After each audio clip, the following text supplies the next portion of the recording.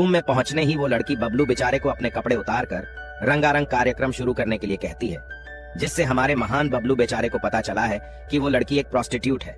दोस्तों, माँ ममता की देवी होती है, लेकिन क्या हो अगर वही माँ अपने बेटे को जिंदगी भर अपना बनाने के लिए उसकी जिंदगी को बर्बाद करते। तो दोस्तों, ये कहानी है बबलू बेचारा नाम की एक 38 साल के बॉडी बिल्डर के बड़े में, जो बड़ा तो हो चुका है, लेकिन उसकी माँ के लिए वो अभी भी छोटा ही है।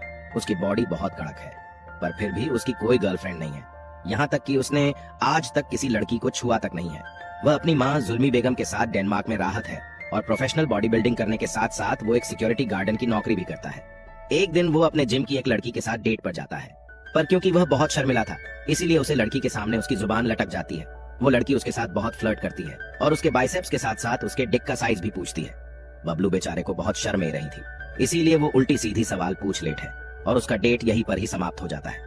घर पहुंचने पर उसकी गर्मी बेगम उसे दांत लगती है, क्योंकि वो बहुत डर करके घर लौटा था।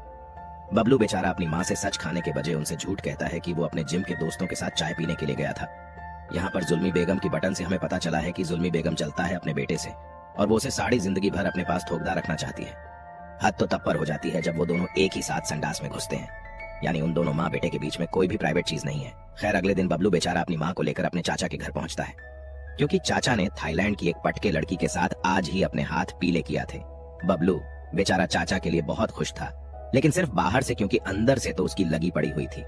इधर भारी जवानी में उससे लड़की नहीं पट रही थी और उधर चाचा बुढ़ापे में भी शादी के ऊपर शादी करते जा रहे थे।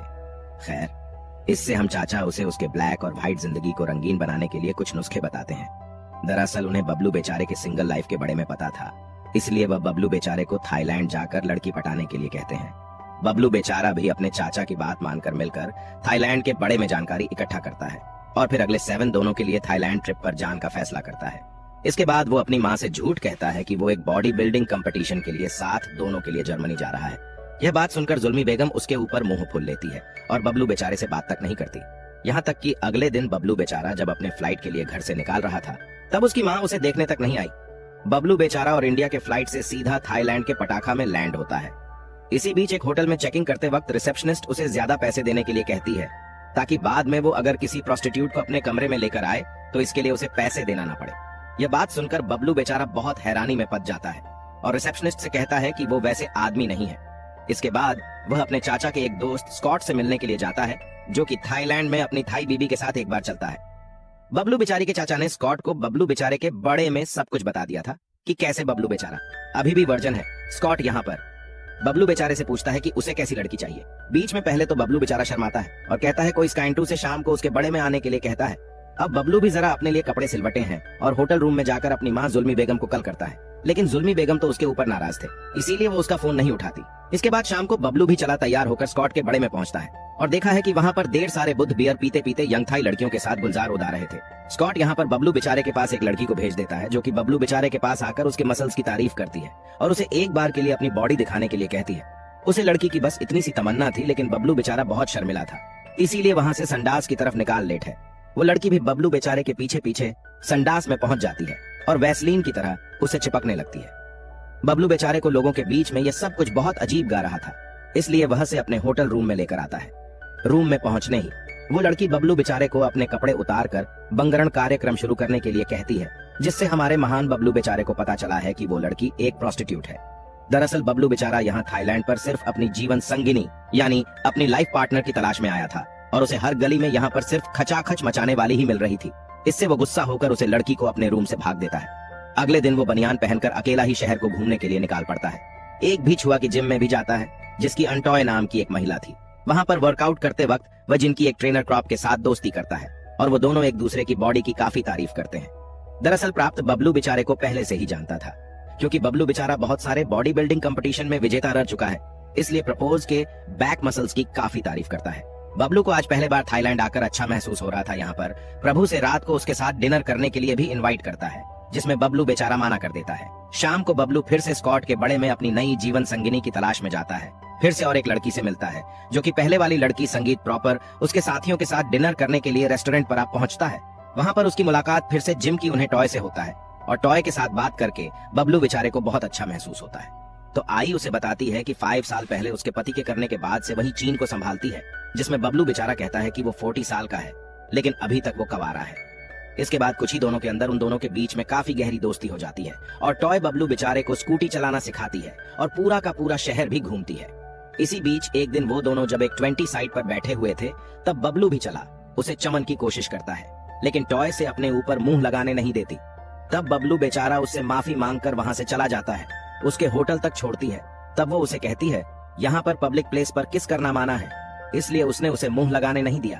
अपने घर पर डिनर के लिए इनवाइट करती है। तब वहां पर वह दोनों काफी रोमांटिक हो जाते हैं और एक दूसरे की काफी झपियां लेते हैं। बबलू बेचारा जिंदगी में पहले बार किसी औरत के करीब आया था, लेकिन उसका शर्मीलापन अभी भी उसके ऊपर हैवी हो रहा था, इसीलिए वो इस सुनहरे मौके को छोड़कर वहां से जान लगता है। घर से बाहर निकलते ही उसके दिमाग ठिकाने पर आता है और उसे महसूस होता है कि टॉय इकलौती एक लड़की है जिसके साथ वह बेझिझक बात कर रहा है, यानी भगवान ने उसे इसके लिए ही भेजो है। इसीलिए वो ट्राई के पास वापस लौटता है और उसे अपने दिल की बात बताकर बिना कुछ किया ही उसे पढ़कर सो जाता है। इसके बाद अगले दिन बबलू बेचारा अपने घर यानी डेनमार्क वापस लौटता है, जहां पर उसकी माँ जुल्मी बेगम उसे देखकर बहुत खुश होती है। इसी दौरान जुल्मी बेगम को उसके सांवले रंग को देखकर उसके ऊपर शक होता है। दरअसल जब वो गया था तब वो गोरा था, लेकिन बीच पर रहने की वजह से वह भी सांवला हो चुका था। बबलू बेचारा अपनी माँ से झूठ कहता है कि जर्मनी में वो एक ब्यूटी पार्लर में गया था और वहां पर एक क्रीम की साइड इफेक्ट की वजह से उसका रंग सांवला हो गया। खैर आगे वो अपना घर बेचने के लिए एक घर को कारा पर लेट है और अपनी माँ के पास आकर फैसला करता है कि वो अपनी माँ को सब कुछ सच सच बता देगा। ये बात भयंकर जुल्मी बेगम के तो पैरों तले से जमीन खिसक जाती है और वो अपने बेटे से बहुत गंदे गंदे सवाल पूछती है, जैसे कि वह उसके साथ सोया है या नहीं, जिसमें बबलू बेचारा अपनी माँ को चुप होने के लिए कहता है। तब उसकी माँ उससे वादा लेती है कि वो जैसे टॉय के साथ ब्रेकअप कर ले। बबलू बेचारा अपनी माँ को वादा देता है, लेकिन अंदर ही अंदर वो टॉय को डेनमार्क लाने के लिए सर का सर बंदोबस्त भी कर रहा था। कुछ दिन बाद वह उसे लेने के लिए एयरपोर्ट जाता है और उसे कारा के मकान पर लेकर आता है, तो यहाँ पर उसके कारा के घर को देखकर बहुत कंफ्यूज थी, क्योंकि बबलू बेचारे ने उससे कहा था कि वो अपने पुश्तानी घर में अपनी माँ के साथ राहत है, लेकिन वो घर तो कारा का था। बबलू बेचारा उससे झूठ कहता है कि उसकी माँ की तबीयत बहुत खराब है और वो हॉस्पिटल में एडमिट है। खैर अगले दिन वो तो को लेकर एक शॉपिंग मॉल में भटक रहा था, तभी वह शॉपिंग मॉल में अपनी माँ को देखा है, इसीलिए वो लेकर वहां से 9-2-11 होने लगता है। जुल्मी बेगम को भी अपने बेटे के यहाँ पर होने की भग्गा जाती है और वो उसे सुनते सुनते उसके पास तक पहुंच जाता है। बबलू बेचारे का झूठ अब उन दोनों के सामने पड़ा गया था, इसलिए अपनी माँ की सवालों का कोई जवाब नहीं को लेकर वहां से निकाल जाता है। टॉय भी अपनी होने वाली सुमा को शॉपिंग मॉल में भटकती हुए देखकर बबलू बेचार से पूछती है, तुमने कहा था कि तुम्हारी माँ हॉस्पिटल में एडमिट है, तो वो शॉपिंग मॉल में क्या कर रही थी? तब बबलू बेचारे को उसे सब कुछ सच सच बताना पड़ता है कि कैसे उसकी माँ उसे थोबड़ा रखना के लिए प्लान बना रही है। थोड़ी देर बाद बबलू भीरा अपने घर पहुंचकर अपनी माँ को घायल अवस्था में देखा है। उसका पूरा कैमरा उसकी माँ ने बर्बाद कर दिया था। बोले तो पूरे घर को तहस नहस कर क्या था। बबलू बेचारा अपनी माँ के कटे हुए हाथ को ड्रेसिंग करके उसमें बोरोप्लस लगा कर देता है। तब उसकी माँ उससे पूछती है कि टॉय कब घर वापस जाएगी, जिसमें बबलू बेचारा कहता है कि वो अब कभी भी थाईलैंड वापस नहीं जाएगी और वो इसके साथ ही रहेगी। यह बात सुनकर जुल्मी बेगम को बहुत जलन होती है, इसलिए वह बबलू बेचारे को इमोशनल ब्लैकमेल करने के लिए कहती है, बेटा तुम्हारे पिता ने भी एक पराई औरत के लिए मुझे छोड़ दिया था और अब तुम भी मुझे डागा दे रहे हो। उसके इस इमोशनल अत्याचार का बबलू बेचारी के ऊपर कोई प्रभाव नहीं पड़ता और वह अपना समाज बांधकर अपनी माँ को अलविदा कहकर अपने नए घर के लिए निकाल पड़ता है। जाते वक्त यह कहकर जाता है कि उसकी माँ के साथ उसकी जरूर मुलाकात होगी। इसी के साथ आज का वीडियो हम खत्म करते हैं। अगर आपको अच्छा लगा तो प्लीज इस वीडियो को लाइक और कमेंट जरूर कर दीजिएगा। मैं बहुत सारी मूवीज लेकर आता रहता हूँ, तो प्लीज इस चैनल को सब्सक्राइब कर दीजिए और बेल नोटिफिकेशन आइकॉन दबाना मत भूलिएगा।